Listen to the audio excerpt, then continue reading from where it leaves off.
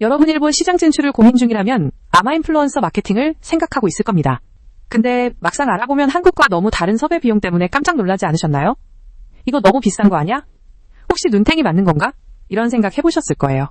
실제로 많은 한국 브랜드가 일본 인플루언서 섭외 문제로 초기 마케팅 단계부터 좌절하거나 예산만 낭비하고 있습니다.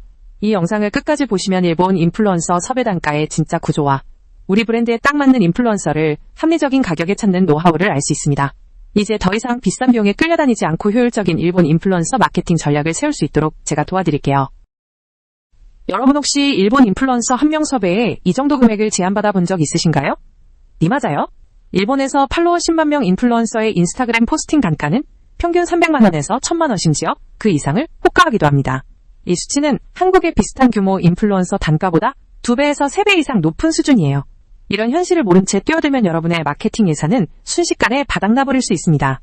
지금 이 숫자에 놀랐다면 여러분의 일본 마케팅에 적신호가 켜졌을 수도 있어요.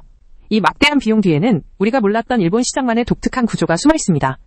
그럼 왜 이렇게 비싼지 다음 슬라이드에서 그 이유를 함께 파헤쳐볼까요? 한국에서 성공했던 마케팅 전략이 일본에서 통하지 않아 당황하신 적 있으신가요? A급 인플루언서에게 거액을 썼는데도 반응이 미적지근해 비용은 비싼데 정작 효과는 체감하기 어려워 같은 생각 혹시 여러분의 이야기는 아닌가요? 특히 한국에서는 팔로워 규모 대비 합리적인 단가로 진행하던 인플루언서 마케팅이 일본에서는 터무니없이 비싸게 느껴질 때가 많죠. 이런 경험은 여러분 혼자만의 것이 아닙니다. 많은 한국 마케터들이 일본 시장 진출 초기 단계에서 겪는 공통적인 어려움이에요. 결국 예산 낭비는 물론 브랜드 이미지까지 타격을 입을 수 있는 위험한 상황에 처하게 됩니다. 그렇다면 이런 상황이 발생하는 근본적인 원인은 무엇일까요? 이어서 설명해 드릴게요. 일본 인플루언서 섭외 단가가 비싼 이유는 크게 3가지 구조적 요인 때문입니다. 첫째, 일본 특유의 소속사 의존 문화입니다. 대부분의 인플루언서는 소속사에 소속되어 있어 기획사를 통한 섭외 비용이 추가됩니다. 둘째, 높은 중개 수수료입니다. 에이전시들이 단순 중개를 넘어 기획관리까지 제공하며 높은 수수료를 받습니다. 셋째, 광고 규제 및 준수 비용입니다. 일본은 광고 표시에 대한 규제가 엄격하여 인플루언서도 이를 준수하기 위한 학습 및 관리 비용이 발생합니다. 이러한 요소들이 복합적으로 작용하면서 한국에서 상상하기 힘든 높은 섭외 단가가 형성되는 것이죠. 이 메커니즘을 이해해야만 비로소 합리적인 협상과 효율적인 예산 집행이 가능해집니다. 그럼 이 복잡한 구조 속에서 우리는 어떻게 현명하게 대처해야 할까요? 다음 슬라이드부터 구체적인 해법을 알려드리겠습니다. 네, 이제 단순히 비싸다고 불평할 때가 아닙니다. 현명한 접근으로 합리적인 섭외를 이끌어낼 3가지 원칙을 기억하세요. 첫째, 마이크로 인플루언서 적극 활용입니다.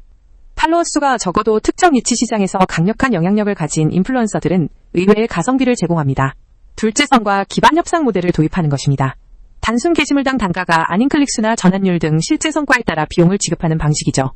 셋째, 장기적인 관계 구축입니다. 단발성 캠페인보다 장기 계약을 통해 단가를 낮추고 브랜드 충성도를 높이는 효과를 노려볼 수 있습니다. 이 3가지 원칙을 통해 여러분은 예산을 절감하면서도 더 효과적인 마케팅 성과를 얻을 수 있을 거예요. 그럼 다음은 실제 인플루언서를 찾고 계약할 때 주의해야 할 점을 알아볼까요? 그렇다면 우리 브랜드에 가장 적합한 인플루언서는 어떻게 찾아야 할까요?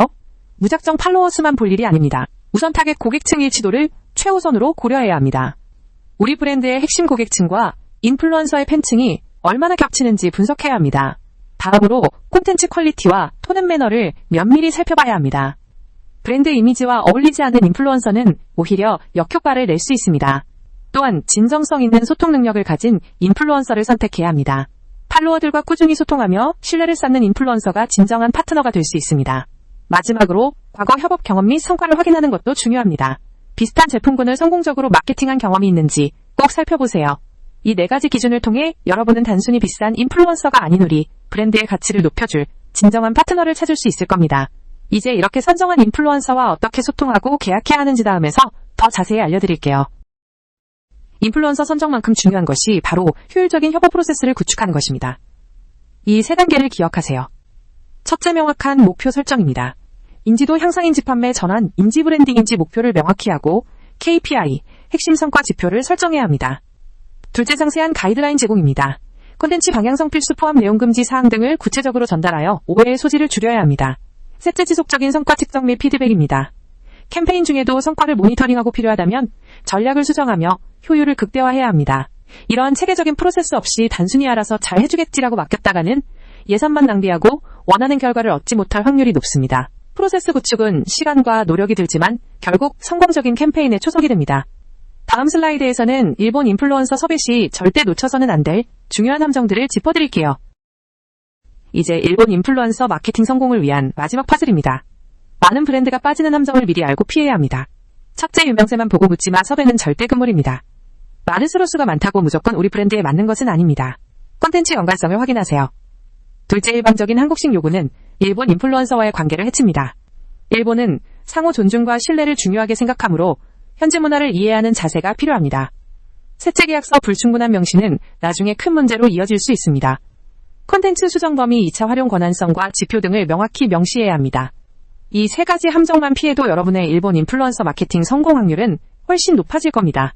이 모든 정보를 종합하여 최종적으로 여러분이 반드시 기억해야 할 중요한 점을 다음 슬라이드에서 정리해 드릴게요. 여러분이 모든 전략의 핵심은 결국 장기적인 관점과 현지화에 있습니다. 일본 시장은 단기적인 바이럴이나 유행보다는 꾸준한 신뢰와 관계 구축을 통해 성장합니다. 인플루언서 섭외도 마찬가지예요. 단순히 한 번의 캠페인으로 끝내기보다 진정한 파트너십을 구축하는 데 집중해야 합니다.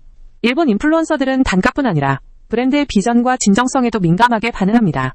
예산이 한정적이라면 다수의 비싼 인플루언서보다는 소수의 마이크로 인플루언서와 깊은 관계를 맺고 꾸준히 협업하는 전략이 훨씬 효과적입니다.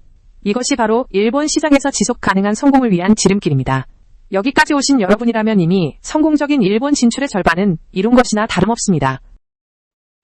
네, 여기까지 귀한 시간을 내어주셔서 정말 감사합니다. 이 영상을 통해 여러분의 일본 인플루언서 마케팅에 대한 고민이 조금이나마 해소되었기를 바랍니다. 정보를 얻는 것만으로 끝나지 않고 오늘 배운 내용들을 바탕으로 지금 바로 여러분의 브랜드에 적용해보세요.